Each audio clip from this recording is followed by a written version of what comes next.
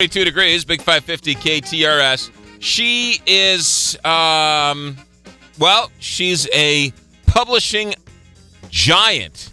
She burst on the scene a few years ago with a book called The Glass Castle, which my family is still talking about. It was a #1 New York Times bestseller. She followed that up with Half-Broken Horses, and now she's out with a full-fledged novel. The book is called The Silver Star, and she is going to be at the Ethical Society of St. Louis on Thursday to talk about the new book, The Silver Star. Jeanette Walls, welcome back to Big 550 KTRS. Great to be here. Thanks for having me. You got it. So The Glass Castle was a memoir. Half-Broken Horses was and I remember you talking about this at the St. Louis County Library when we were there. That was a sort of half-true, half-fictional account where you sort of filled in the pieces with a fictional account. It was something I tried to base on real life, but there were so many pieces missing. I just plugged them in and I called it fiction. Plus, it was largely from my mother, so I have no idea how much of it is true. So I just called it fiction, and let's do away with that. And now The Silver Star is completely fiction. It is completely made up from your imagination. Well, that being said, I got to tell you, I borrowed and stole shamelessly from real life. And this is one of the things I've just begun to realize, that so many writers who call themselves fiction writers, we steal. John Cheever's daughter said, don't say anything interesting. Whenever she had friends over, she'd say, don't say anything interesting to Dad because he'll steal it. And that's kind of what we do. I mean, I don't think it's that truth is stranger than fiction. It's more interesting. So The Silver Star is about two little girls who have a wacky mom, and so they got to grow up sort of before their time, and they've got to deal with real life situations. And one of the great things about having told my story in The Glass Castle is that people tell me their stories, and I find real life so inspirational. There's just so many amazing stories out there that The Glass Castle is inspired. That the Silver Star is inspired by a lot of things that I've heard from readers. And this is one of the reasons I love talking to readers so much, is that there's such great stories out there. And so The Silver Star, it's fiction. It's about two girls. It's set in the 1970s. And they have a wacky mom. They move from California to Virginia, where I live now. And I based it on things that happened to me, things that happened to people I know. And it's a story about survival and triumph and making it through tough times. So even though it's fiction, you write what you know. When you sat down to write The Silver Star, Mm-hmm. Did you know where you were going, or did you just end up there by accident? A little bit of both. A little bit of both, because I kind of based it on something that had happened to our family. And so you use real life as a guidepost, but then there were all these twists and turns that I had no idea. Oh my gosh, this is happening. One of the challenges that you have with fiction that you don't in nonfiction is you just have to keep on making it believable. So from time to time I'd say, is this true? Would this really happen? And I would turn to real life for the answers. So it's a little bit of both, but that's an excellent question. Jeanette Walls is with us, and she'll be at the Ethical Society in St. Louis this Thursday, 7 p.m. for a book signing and a book reading, her new book, The Silver Star. They say, Jeanette Walls, your book, The Glass Castle, was so revealing and so telling, but now that you're writing fiction, they say that you can hide the truth in fiction. Was there anything left to hide from your story that you used in The Silver Star? Well, I'm not a big fan of hiding stuff. I'm a big fan of sort of exposing stuff and discussing them. And a very good friend of mine, he says, secrets are a little bit like vampires. They suck the life out of you, but once they're exposed to the light, there's a moment of horror, but then they lose their power over you. So I'm not a big fan of hiding stuff, but there are certain people who you have to protect, certain people who, like if you want to tell their story, you kind of want to, you don't want to tell theirs. You want to, and that's one of the reasons that there is fiction out there. If you want to tell somebody else's story, you got to protect their identity. Right. But so far as these little nuggets from my past, little things that I, for whatever reason, couldn't or didn't tell in The Glass Castle, they found their way into The Silver Star. And it's less about hiding things than sort of telling the story in a different way. Yeah. I have seen you on the circuit And you're right. People come up to you and they feel it's. It almost becomes cathartic for people to tell you their story after reading your story. And people say, oh, this must be so weird for you having everybody know your story and telling them your secrets. And it's the opposite of weird. It's this incredible blessing to me because people feel safe around me.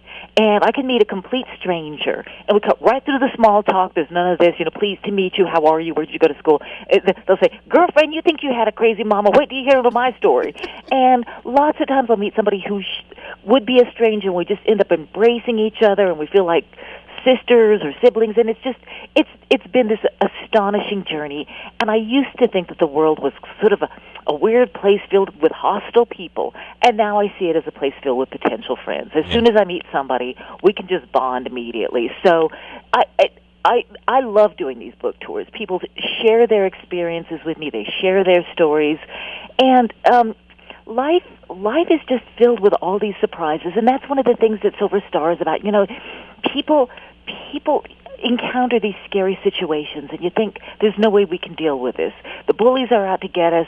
Life is a scary place. No, it can be scary, but you still got to fight. You still got to go through it and face these challenges. And you're so much stronger than when you realize. And you know something?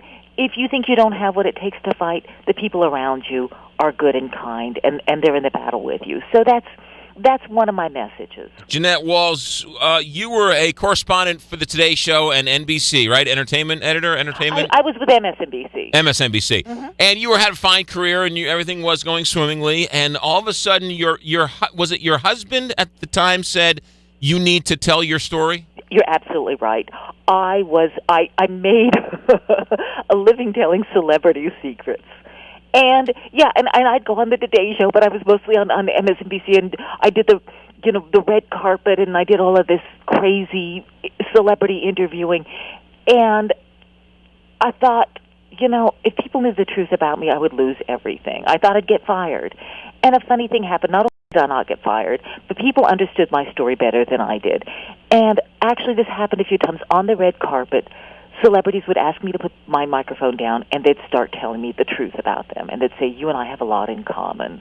Or my father reminds me so much of your father. And it was a shocking thing because it kind of defanged me. I didn't want to, I'm not knocking celebrity journalism. I understand why it exists, but I didn't want to go after these people anymore. I believe the truth will set you free, but the truth cannot necessarily be condensed into a snarky little paragraph like I used to try to do.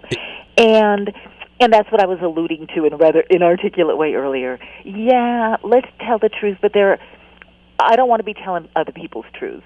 If they want to tell it, fine, let them tell it. But if I want to tell the truth, let me try to do it through fiction. I'm not out to hurt anybody. I just want to tell stories because I think it is so cathartic. There's this magic to storytelling that people are going around protecting themselves, thinking people wouldn't understand. But once you're in a position to tell your story, you realize, oh my gosh, we all have stories. They might vary a little. One person might be a little wackier in this area, but trust people. Trust people. That's one of my messages. And if you find that this person isn't protecting your secret, isn't treating your story the way that you think, write them off. They're not worth having in your life. One of the great messages that I've learned is that people are so much more compassionate and kind about you than I had ever expected.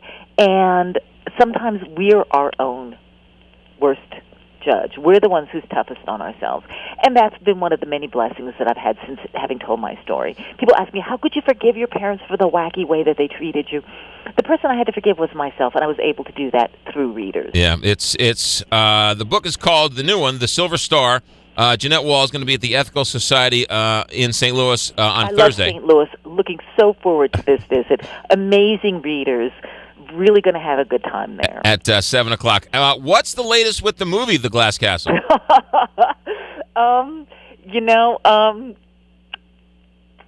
Jennifer Lawrence is on board. What can I say? the movie's rights have been optioned by Lionsgate, and they're the ones who made The Hunger Games. Right. She got wind of it, and she said that her mother loved The Glass Castle and insisted she read it. So she's not only set to star in it, but she's going to be the executive producer as well. Isn't Brad Pitt in there somewhere? Didn't he have the Brad rights? Pitt had originally been among the people who optioned it. He and his wife, then wife, Jennifer Aniston. But when they split up, he got the movie.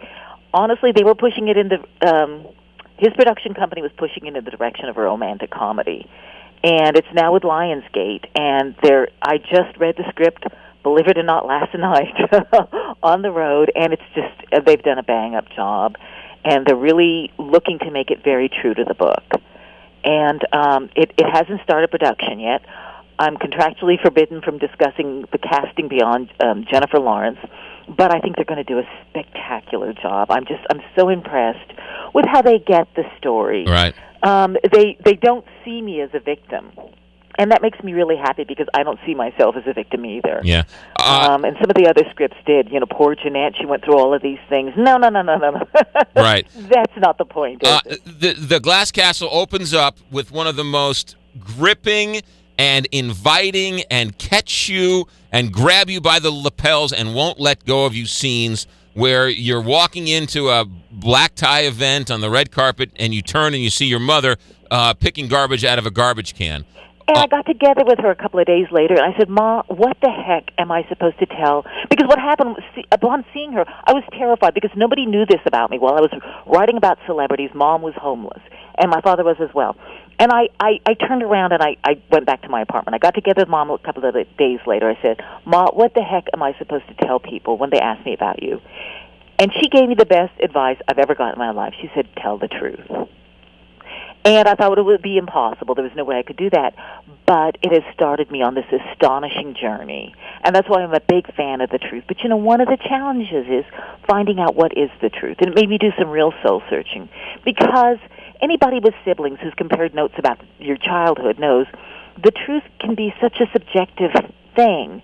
My truth is not necessarily somebody else's. Mm-hmm. And in sitting down and trying to figure out what is my truth, I've come to believe the truth is sometimes what you make it, which is not to say that you go making things up and that you lie about what happened to you. But you can focus on the good or you can focus on the bad, and that is the choice we all have. Your truth is very different than your sister's truth or your brother's truth, and you both grew up in the same household. Exactly. Yeah. Exactly. And it is what you choose to make of it. You can go around feeling sorry for yourself and see yourself as a victim, or you can say, hey, not everything was perfect, but sometimes those imperfections are the gift. Yeah. Sometimes those things that didn't turn out the way we hoped, that is where we can find our jewels. That is where we find our strength. And if you take those things and you learn from them, then you're so much stronger for it. How's your mom doing these days? Mom is a hoot. I got to tell you, she was just riding horses the other day. She's going to be 80 next month.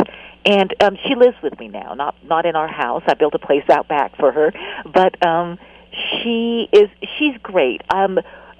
She will never win a Mother of the Year award, but she has incredible gifts to offer. She sees the world differently than most folks do, and she always surprises me. She's brilliant, and she's maddening. She never read Half Broke Horses, which is based entirely on her life and what she told me about her mother's life. And I said, Ma, don't you want to read it? And she goes, no, I know what happened. I said, but Mom, you gave me the story. She goes, that's right. I gave it to you, and now it's yours. You can do whatever you want with it. And say what you will about the woman. She's not a control freak. And there's a couple of lines in the Silver Star that I stole from her. So I give her a place to live. She gives me great material. What can I say? There you go. Jeanette Wall is going to be in St. Louis Thursday night, 7 o'clock for a book signing and a book reading, The Ethical Society of St. Louis. From the New York Times bestseller of The Glass Castle and Half Broken Horses comes The Silver Star. Jeanette Wall, safe trip to St. Louis, and thank you for your honesty. Always great talking with you. Thank you so much. 9:25 here, Big 550, Kate.